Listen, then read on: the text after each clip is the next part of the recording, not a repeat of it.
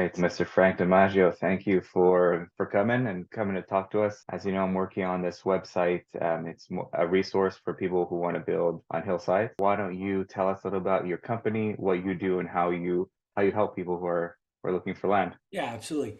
So, my name is Frank DiMaggio. I own MDF Development. We're a luxury design build company based primarily in Paradise Valley, Arizona. We also work in Scottsdale and Phoenix, of course, but most of our work is in Paradise Valley. So, when you're looking at building something specifically on the hillside, having a quality builder, an experienced builder who knows how to build on the hillside is important, but knowing the land is just as important as having a great builder who can do the project.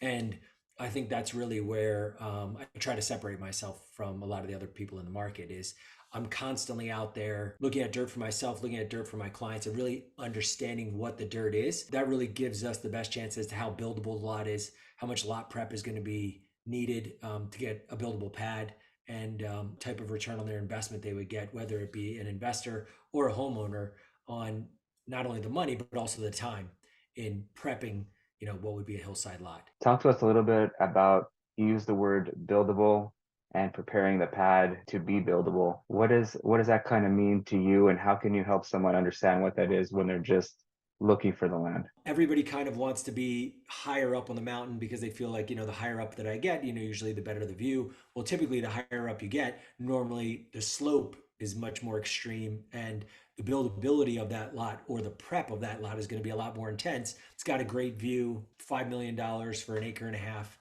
to give you an idea of how expensive a hillside lot could be. But I think the value of that is you're going to get a lot more parking. Yeah, some people want that kind of, for the client that wants that condo type feel, then higher up on the mountain does make a lot of sense because they're looking for that lock and leave. They're looking for low maintenance. They don't really want a really lush landscape. They want it to be more minimalistic. Talk to us a little bit about what are the factors in being either more expensive, less expensive. Of course, there's location that might increase cost or decrease cost. I do have the current record right now, which was a piece of dirt that sold for 7 million for 1.2 acres. Before that, I had the previous record two before that, which was I sold a 2 acre parcel for 7 million, and I have one right now that's an acre and a half for five.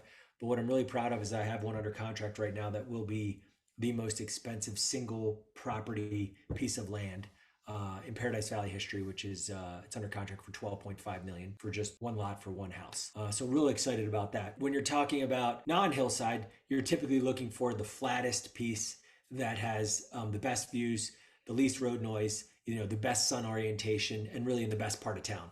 And best part of town is subjective. When it comes to the hillside, I would say a combination of the lot's buildability and the view is probably the most important things. And then you would, since you have that experience, you could help guide someone who came to you, hey, how much house can I build on this lot? And you could guide them. You've read the hillside ordinances. You kind of know, right? I think when you're talking about something, especially building on the hillside or building a big estate in Paradise Valley or Scottsdale or Arcadia, I think early on, the way that I go through the process is I put the team together as quickly as possible. So I start to get the architect involved.